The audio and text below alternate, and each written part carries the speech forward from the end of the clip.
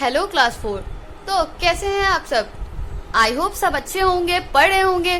तो चलिए, कल हम पढ़ रहे थे आपके बुक का chapter 9 that is the natural resources.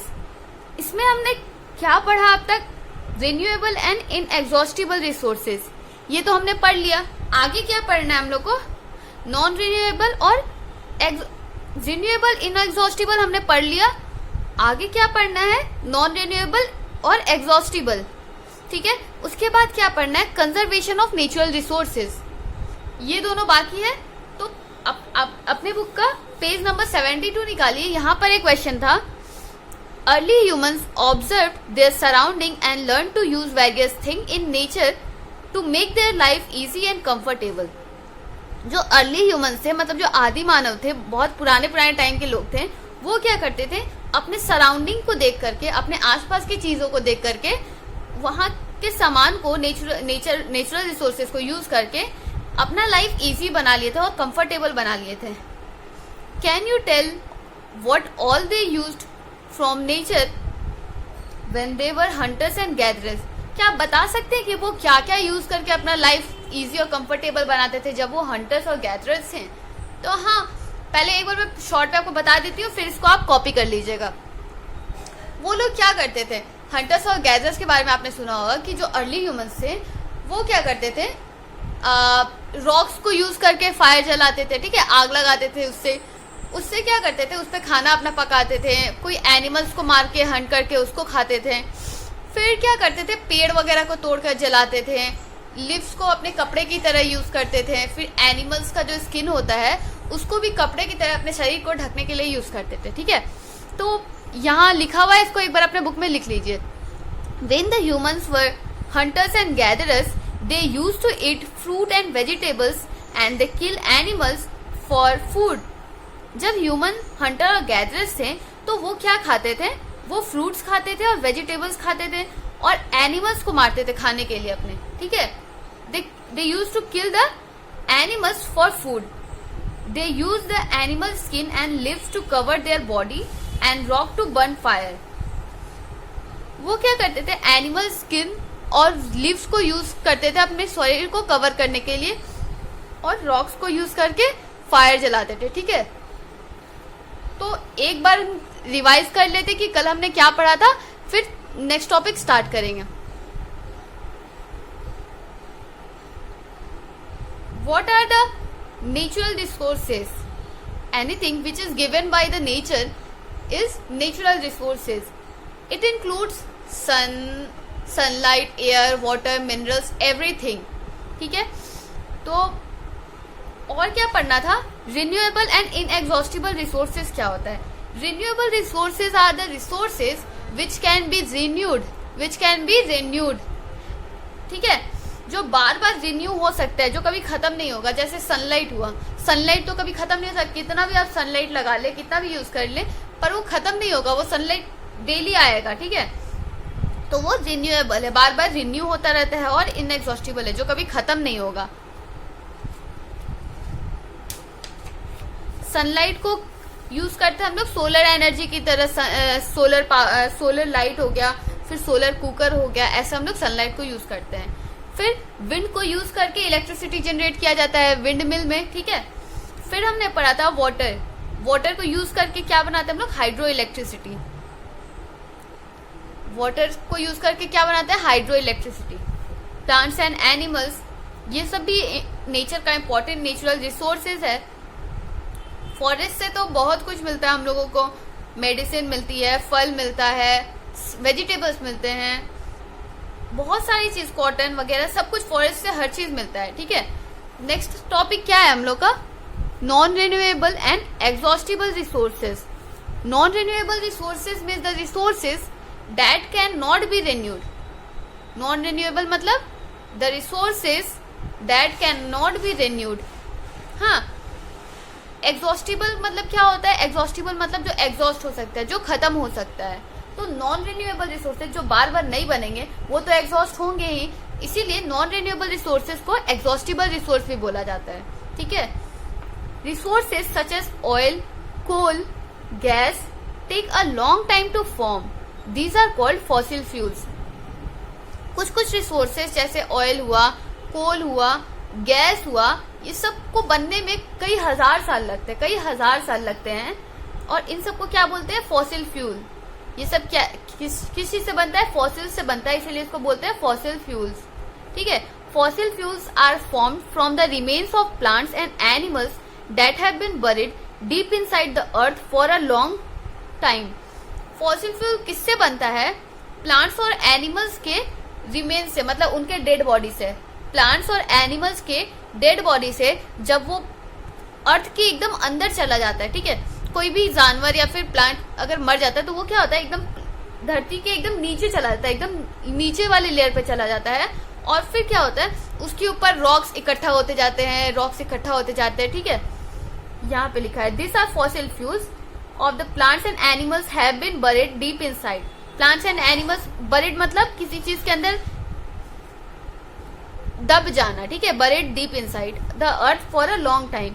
Such remains sink deeper into mud and rocks, and over a period of time, many layers of rock start to build and cover them up.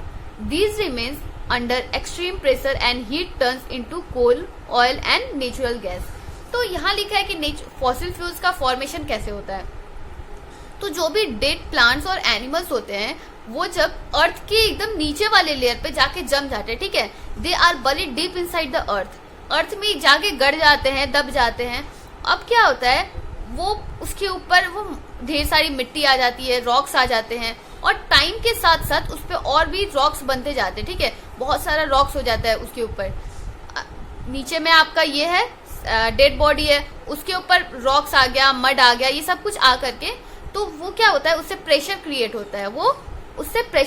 होता है, ठीक है, over a long period of time, मतलब बहुत ज्यादा हजार साल लग जाता है, ठीक है।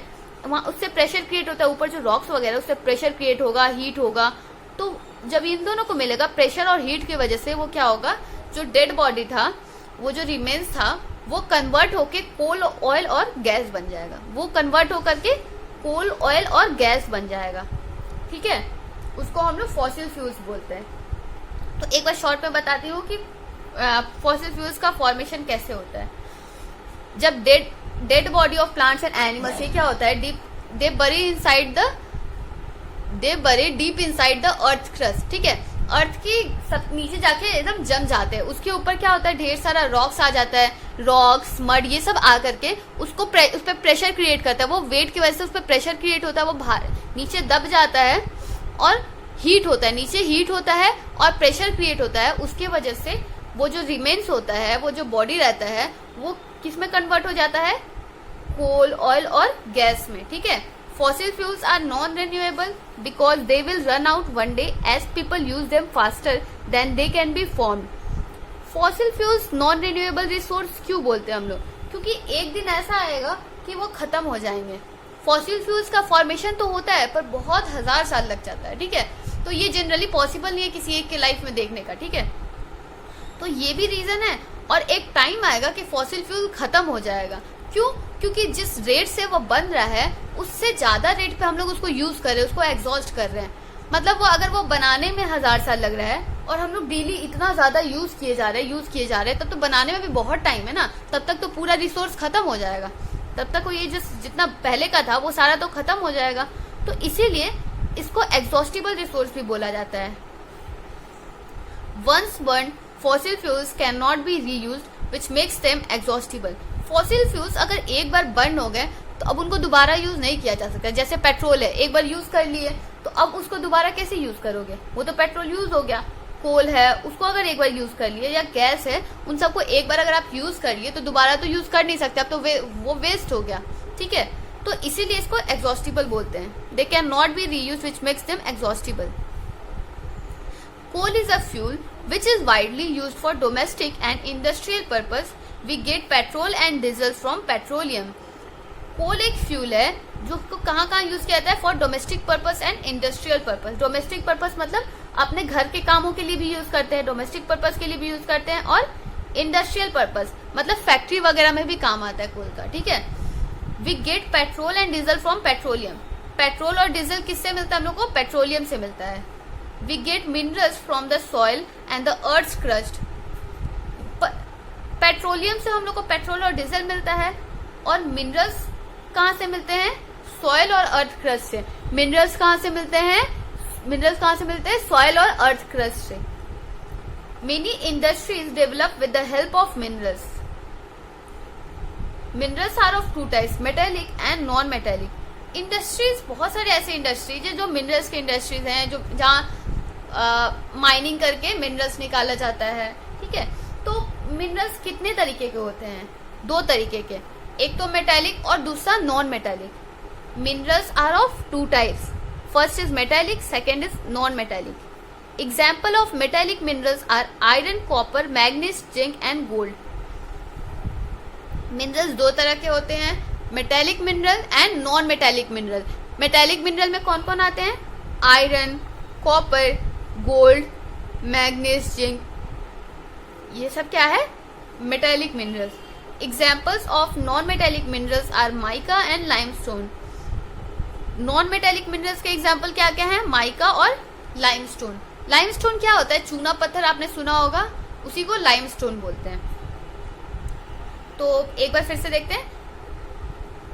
मिनरल 2 तरीके का होता है, मेटेलिक और नॉन मेटेलिक। मेटेलिक में कौन कौन सा आता है?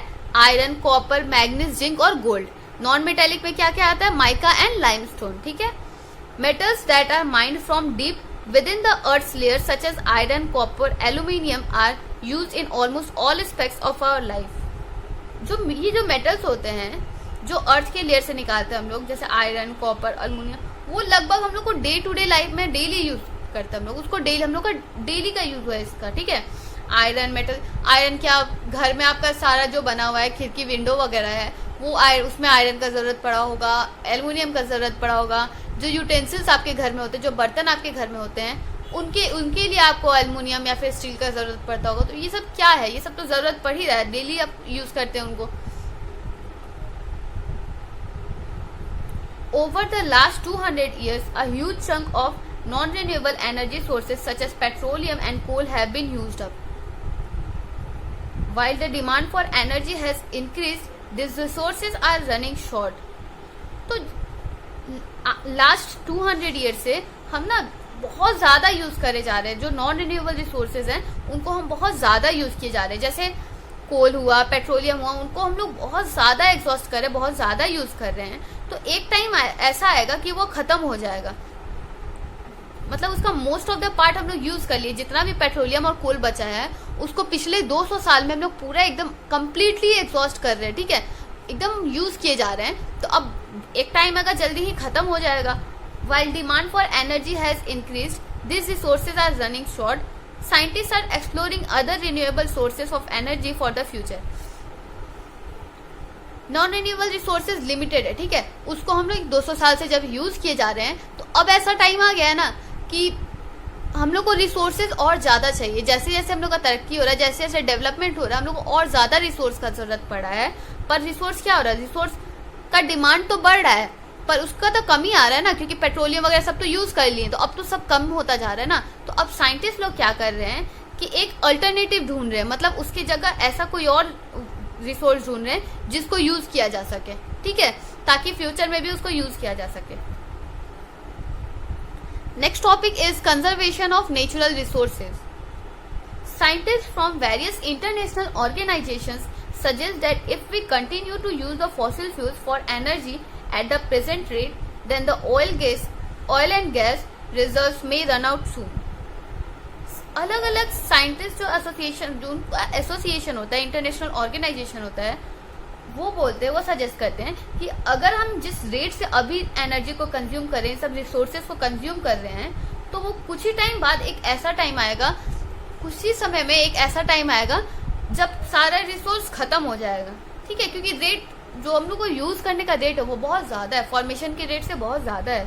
तो जिस रेट से हम लोग ऐसे यूज कर रहे हैं, उस रेट पर अगर यूज करते रहें तो कुछ ही टाइम में पूरा रिसोर्स खत्म हो जाएगा।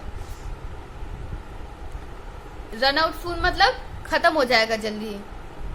दाउ renewable resources do not get exhausted, it is important to prevent them from getting polluted and wasted. जो नॉन रिन्यूएबल है वो तो ठीक है, वो तो खत्म हो ही जाएंगे, पर रिन्यूएबल रिसोर्सेज को भी हम लोग को अच्छे से यूज करना है। मतलब रिन्यूएबल रिसोर्सेज जैसे एयर हुआ, वाटर हुआ, तो ये क्या है, इसको हम लोग को अच्छे से यूज करना है, इसको पॉल्यूटेड नहीं होने देना है, इसको वेस्ट नहीं करना है। तो वाटर को जैसे आप लोग वेस्ट करते तो ये बहुत ज्यादा गलत है, क्योंकि एक टाइम आएगा वाटर तो बहुत सारा है, 2/3 पार्ट में तो वाटर ही है, पर वो सारा पीने लायक नहीं है, यूजेबल वाटर नहीं है। यूजेबल वाटर बहुत कम है, बहुत कम, 0.73% है यूजेबल वाटर।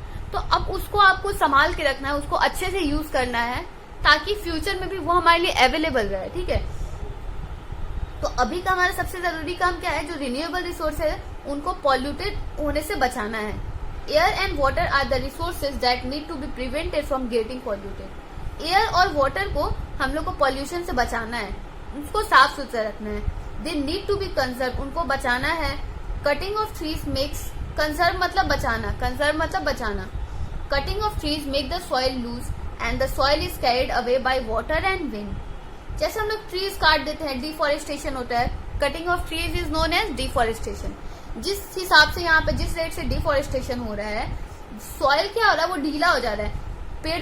पेड़ का जड़ क्या होता है, पेड़ जो होता है बड़ा बड़ा पेड़, वो रूट उसका मिट्टी को बांध करके रखता है अपने साइड, वो कभी बहने नहीं देता। जैसे फ्लड आया या पानी बारिश हुआ या कुछ भी हुआ, तो वो जो मिट्टी है वो वहीं पे रहेगा, पेड़ मिट्टी को पकड़ के रखेगा। पर जब आप पेड़ काट दे रहे हैं तो वो मिट्टी तो लूज हो जा रहा है। वो मिट्टी क्या होगा, that soil is carried away by water and wind. तो वहां पे पानी आएगा तो पानी में बह के मिट्टी चला जाएगा, हवा में बह के चला जाएगा।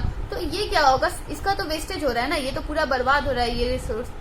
ऑल्सो डिफॉरेस्टेशन और cutting of forest lead to destruction of shelter of animals. Deforestation की वजह से जानवरों का शेल्टर भी तो बर्बाद हो रहा है ना। वो लोग पहले फॉरेस्ट इतना था तो जो जानवर सारे फॉरेस्ट में रहते थे, अब फॉरेस्ट हम लोग काट काट के घर बनाते जा रहे हैं, वहां पे एग्रीकल्चर कर रहे हैं। तो अब क्या होगा, जानवर कहाँ आएंगे, वो तो यहीं आएंगे ना, वो जहाँ पे हम लोग रहते हैं वहीं आएंगे।